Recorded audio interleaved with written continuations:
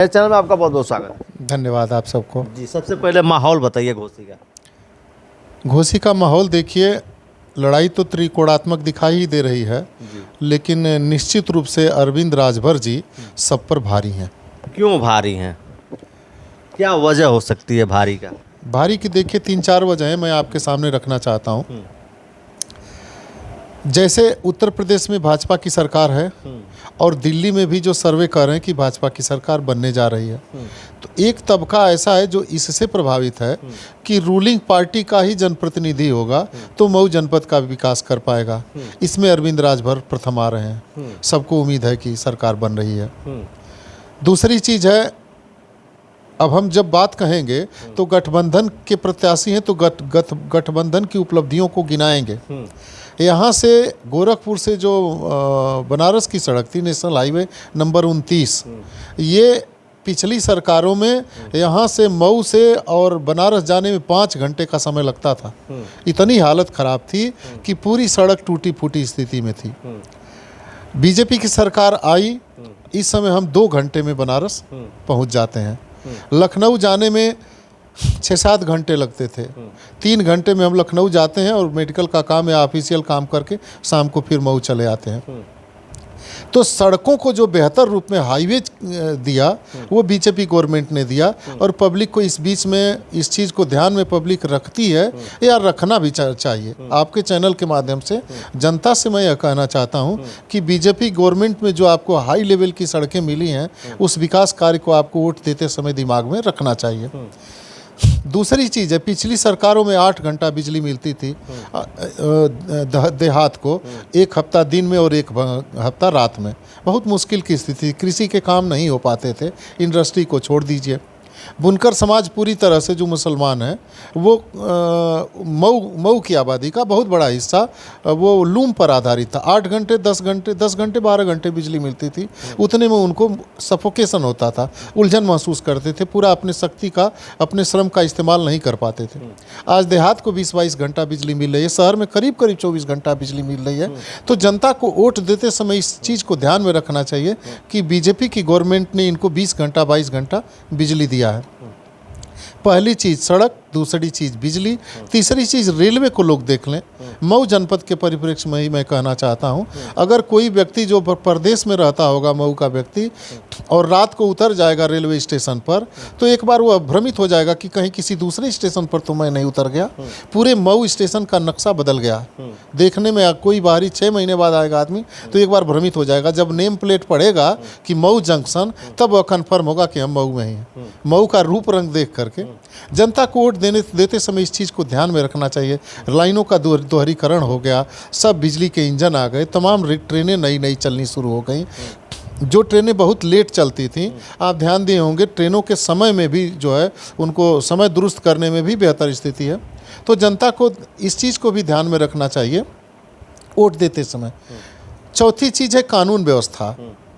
ये चीज़ पर्दे पर तो नहीं है, लेकिन मऊ के जितने डॉक्टर लोग हैं, बहुत सामान्य लेवल पर तो ये चीज़ नहीं दिखाई देती थी, लेकिन जो पूंजीपति टाइप लोग हैं, बड़े व्यवसायी हैं, डॉक्टर हैं, सबसे महीने में वसूली की जाती थी, पैसे उनसे लिए जाते थे। इस समय क्या स्थिति है मऊ की? कोई कहने वाला नहीं है कि 1 पैसा किसी से लिया जाता हो। छिनैती हो, डकैती हो, छोटे जो अपराध थे वो भी करीब करीब 0 पर पहुँच चुके हैं। और बड़े अपराधी या जो दबंग टाइप लोग थे, जो क्रिमिनल थे, या तो प्रदेश छोड़ चुके हैं या जेल में हैं, या बाकी तीसरी स्थिति कुछ आपने सुना ही देखा है। तो ऐसी स्थिति में जनता को वोट देते समय इन सब चीज़ों को ध्यान में रखना चाहिए। जम्मू कश्मीर 370 धारा वहाँ लगी हुई थी, लगता ही नहीं था कि मेरे देश का हिस्सा है, लेकिन 370 धारा भाजपा ने ख़त्म किया।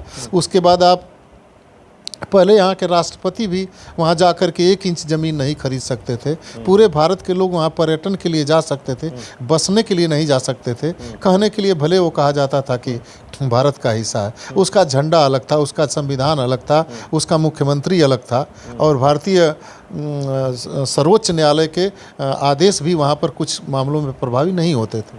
तो भारतीय जनता पार्टी की सरकार ने एक बड़े राज्य को भारत के साथ अखंड रूप से जोड़ दिया है। अब आप भी जाएं तो वहाँ ज़मीन खरीद सकते हैं, बस सकते हैं, पर्यटन कर सकते हैं। पिछले 2-4 महीने पहले मैं गया था जम्मू कश्मीर में। श्रीनगर में लाल चौक पर शाम होने से पहले सब लोग अपने घरों में होते थे, सिर्फ आर्मी के जवान दिखाई देते थे। मैं 10 बजे तक लाल चौक को घुमा, खरीदारी किया, या जो लोकल चीज़ें हैं वहाँ खाया पिया। वही डल झील की स्थिति थी। तो जो देश में बेहतर हुआ है, 3-4-5 चीज़ें जो हमने गिनाया, सड़क है, बिजली है, रेलवे है, कानून व्यवस्था है, धारा 370 है, आपको सस्ते दर पर नेट मिल रहा है, और तमाम चीज़ें आपको ऑनलाइन मिल रही हैं जिसके लिए आपको भाग दौड़ करनी पड़ती थी। रेलवे की खिड़की पर खड़ा होकर टिकट करना होता था, आप घर पर अपना रेलवे का टिकट बुक कर सकते हैं। आप मोबाइल से पैसे का ट्रांजैक्शन छोटा छोटा या कर सकते हैं। इन जो चीज़ें इस सरकार ने दिया है, और सबसे बड़ी चीज़ जो सबसे पहले मैं कहना चाहूँगा कि डॉक्टर अरविंद राजभर जीतेंगे, संसद में जाएंगे, तो मऊ के विकास की स्थिति दूसरी दिखाई देगी, संभावनाएं दूसरी होंगी। और अगर कोई दूसरा प्रत्याशी जीतता है विपक्ष का, तो 5 करोड़ या 25 करोड़ उसकी निधि है, उतने में वो कितना जनपद का विकास कर पाएगा। कल देखा जाए तो घोसी में जो है तीनों प्रत्याशी हैं, तीनों दमदार हैं अपने अपने जगह पे, और अपना अपना दावा जो है ठोक रहे हैं कि नहीं, हम मजबूती से आ रहे हैं, हम जीत रहे हैं, हम जीत रहे हैं। इस समय कल मंत्री जी का हमने वक्तव्य सुना, प्रेस कॉन्फ्रेंस थी, मैं भी मौजूद था, तो उन्होंने कहा कि ऐसा है कि 1 हफ्ते में जो है मैं घोसी की स्थिति बदल दूंगा, और मैं मैदान में उतर रहा हूं, और कोई भी प्रत्याशी हो आ जाए, हमसे डिबेट कर ले और हमसे आगे निकल जाए, और हम मजबूती के साथ 2.5 लाख वोट से जो है घोसी जीत रहे हैं। तो कहाँ तक इसमें सच्चाई है? देखिए, सच्चाई, राजीव राय जी जो है वो चल रहे थे। माननीय मंत्री जी को मैं नज़दीक से जानता हूँ। उनकी माँ की मृत्यु हो गई, और अपनी माँ को वो ईश्वर बराबर मान करके चलते थे। तो वह इतने दुखी हुए कि राजनीतिक सफलता जो है वो मुझे दिखाई दे रही थी, गौड़ दिखाई दे रही थी। माँ की का वो जो 13ही संस्कार पूरा करने के बाद वो अब मैदान में उतरे हैं। तो थोड़ा सा लग रहा था कि भारतीय जनता पार्टी और भाजपा के जो प्रत्याशी हैं, या इनका प्रचार बहुत अच्छा नहीं चल रहा। उसका कारण सिर्फ मंत्री जी को अपने माँ के मृत्यु में उलझ जाना था। उनका कहना था कि अब हम मैदान में आ गए हैं, हमारा भी प्रचार हो रहा है, अब देखता हूं कौन हमारे सामने टिकता है। तो वो भी अब पूरी शक्ति के साथ, और कल केंद्रीय कार्यालय का उद्घाटन हो ही गया, उसमें मुझे लगता है आप लोग दिखाई भी दे रहे थे। तो ऐसी स्थिति में अब चुनाव प्रचार जो होगा गठबंधन का, उस चुनाव प्रचार के सामने भी विपक्ष कहीं टिकता हुआ नहीं दिखाई देगा। उनका कहना यह था। मुस्लिम वोट पे भी दावा कर रहे थे कि मुस्लिम वोट जो है हमारा जो है 20% है, और हमसे जो है बहुत जुड़ा है, और जगह जगह हम लोग जाते हैं, माइनॉरिटी की लोगों से मिल रहा है। और मोदी जी के लिए भी अपील किया कि मैं जो है बनारस में जाके उनके लिए मैं जो है मौलवी मौलाना जो भी हैं वोट मांगा, और उन्होंने सपोर्ट भी किया। और यहाँ भी लोग, माइनॉरिटी के लोग कह रहे हैं कि हमको जो है छड़ी का वोट जो है हमको मिलेगा। लेकिन वहीं माइनॉरिटी के लोगों का मानना है कि जो बीजेपी को हराएगा उसको हम वोट करेंगे, चाहे कोई भी पार्टी हो। उस स्थिति में लास्ट टाइम में जो बीजेपी को हरा रहा होगा उसके साथ हम होंगे। तो आखिर इसमें कहाँ तक सच्चाई है, माइनॉरिटी के लोगों की बातों पे और मंत्री जी की बातों पे? जैसे माननीय मंत्री जी ने ये कहा था, वहाँ मैं उपस्थित था, कि हर चीज़ मैं नहीं कह पाऊँगा, लेकिन 4 मंत्रालय मेरे पास है। तो माइनॉरिटी को वह इशारा करना चाहते थे कि वक्फ बोर्ड और हज, ये दोनों उनके पास है। वो ये लोगों को कहना चाहते थे कि पिछले समय में तुमको क्या सुविधा मिली, अब मैं मंत्री बना हूँ, अब देखो आपको कितनी सुविधा मैं देता हूँ। और उस सुविधा को याद दिला करके माइनॉरिटी से वह रिक्वेस्ट कर रहे थे कि आप हमको वोट करिए। इशारों में वह कह रहे थे कि पहले से बहुत बेहतर मैं करूँगा, इसलिए आप हमको वोट करो। दूसरी चीज़ है, देखिए 80 करोड़ लोगों को भाजपा सरकार मुफ्त में अनाज दे रही है। कोई पार्शियलिटी नहीं, मुसलमान भी 80 करोड़ लोगों में शामिल है। और जो मुसलमान पूरा भोजन का जिनका बंदोबस्त हो रहा है, मुझे नहीं लगता है कि सब के सब लोग कह देंगे कि मैं बीजेपी को वोट नहीं करूंगा। 20 से 25-30% लोग उसको ध्यान में रखेंगे, और रखते भी हैं। जिनको मुफ्त में मकान मिला है, जो टीन शेड में रहते थे, मुफ्त में आज उनको मकान मिला है, वो सब लोग नहीं भाजपा को इनकार करेंगे। 3 तलाक का मसला था, औरतें आपके टीवी स्क्रीन पर नहीं बोलेंगी, मीडिया के सामने नहीं बोलेंगी, लेकिन वो बटन दबाते जाएंगी तो बुरके को ओढ़े हुए वो कमल के फूल पर बटन दबा देंगी, मऊ के छड़ी पर निशान वो बटन दबाएंगी। तो भाजपा सरकार ने भी जो 20 घंटा 22 घंटा जो बिजली मिल रही है, बुनकरों को काम पहले रात में काम करते थे, अब वो काम करने के बाद रात में सो जाते हैं, दिन में ही पर्याप्त उनको बिजली मिलती है। अरे 10-12 घंटा कोई काम करेगा। सड़कें अच्छी हो गई, रेलवे अच्छा हो गया, मुफ्त का अनाज मिल गया। तो इन सारी चीज़ों को जो कट्टर लोग हैं अल्पसंख्यक में, हो सकता है इन चीज़ों को ध्यान में न रखें, लेकिन मेरा अनुमान है या मंत्री जी का भी अनुमान है, या आप एक बार स्वतः सोचिए, परसेंटेज पर हम लोगों में अंतर हो सकता है। आप कह सकते हैं कि नहीं 5% वोट मिलेगा अल्पसंख्यक का, आप कहेंगे 10% से अधिक नहीं मिलेगा, मैं कह सकता हूं कि 20 से 25% मिलेगा, लेकिन मिलना निश्चित है। आप भी यह नहीं कहेंगे कि 100% वोट नहीं मिलेगा, उसमें से मिलेगा। हाँ, लेकिन देखा जाए तो बीजेपी को कहीं जो कयास लगा है अल्पसंख्यक से, माइनॉरिटी के लोगों से, तो उनकी बीजेपी की जो निगाहें हैं महिलाओं पे हैं, उनके जो है मुस्लिम वर्ग की जो महिलाएं हैं उनसे ज़्यादा उम्मीद है बीजेपी को। अब देखिए 3 तलाक के मसले पर मैं एक मसले को उठाना चाहता हूं। अगर घर में 3 तलाक पर, यह कितनी कष्ट की बात है, क्या उन औरतों पर गुजरती होगी जिनके पति ने एक तरफा 3 तलाक दे दिया, वो सहमत नहीं थी, पति भी फिर राजी हो गया कि तुमको रखेंगे, लेकिन उस महिला को एक पर पुरुष के साथ 40 दिन बिताना पड़े बिस्तर पर, यह उनके लिए कष्ट की बात है कि नहीं है? आप स्वतः सोचिए।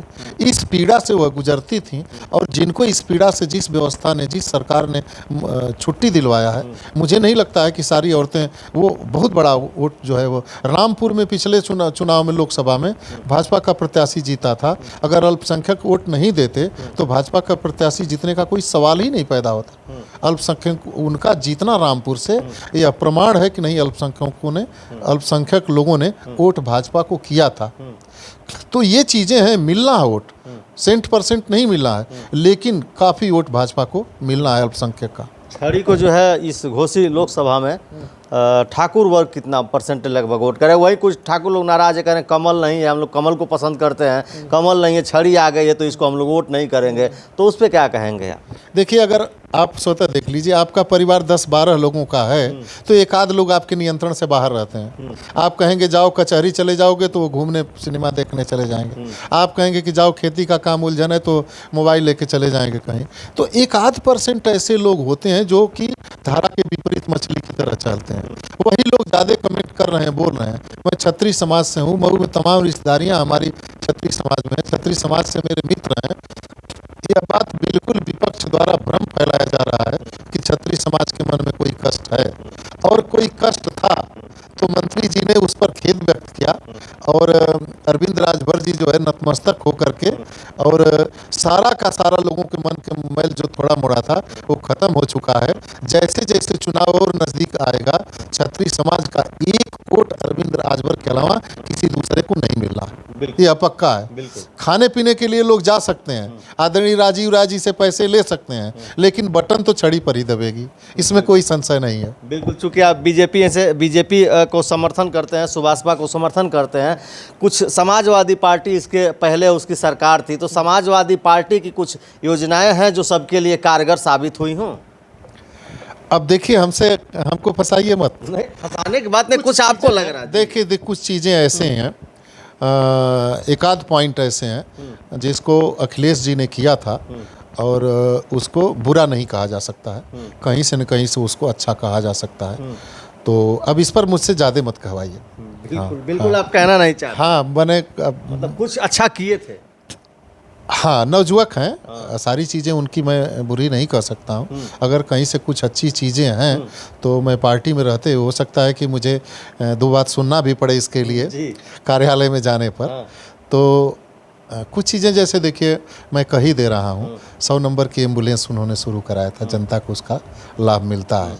108 नंबर की वो जो 108 एम्बुलेंस डायल 100। तो ये सब चीज़ें कुछ न कहीं सीमा तक अच्छी थी, लेकिन बुराइयां इतनी ज़्यादा थीं, कमियां इतनी अधिक थीं कि एक आध अच्छाई जो है जनता पर भारी नहीं। अखिलेश जी में कमी थी कि उनके कार्यकर्ताओं में कमी थी, पदाधिकारियों में कमी थी?